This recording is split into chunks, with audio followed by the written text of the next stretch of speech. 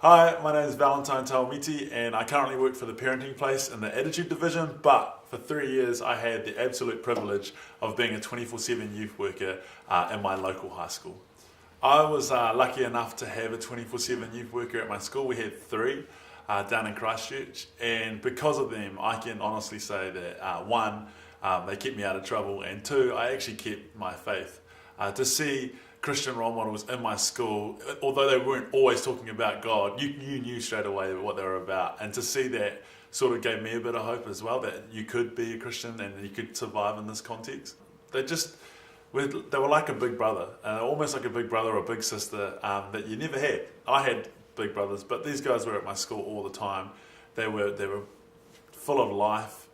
There was something about them. There's something about them that me and my friends were attracted to.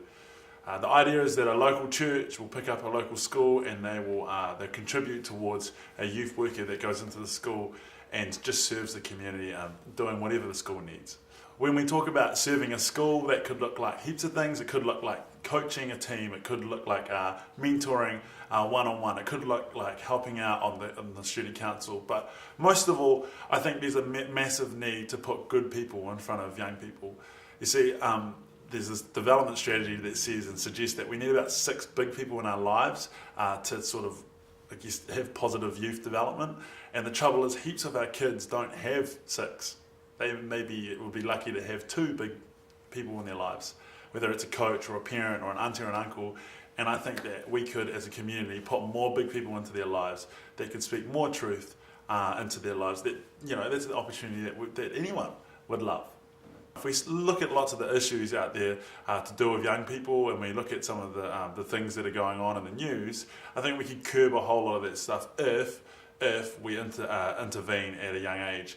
As a 24/7 youth worker, your main role is to serve the community and serve your school and serve their needs as well. So we're not necessarily there to preach the gospel, to promote our youth group, but I believe that through relationship and through the relationships that you build with the young people, they actually see something, they catch something, and they want to know what that thing is. And the natural progression is to find out and to ask. And so you can have a conversation with the kids if they ask about it.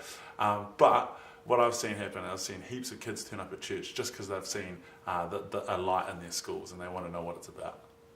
I think that as Christians and as carriers of the gospel, we've been charged with a mission to love our neighbours and to love people and to love God.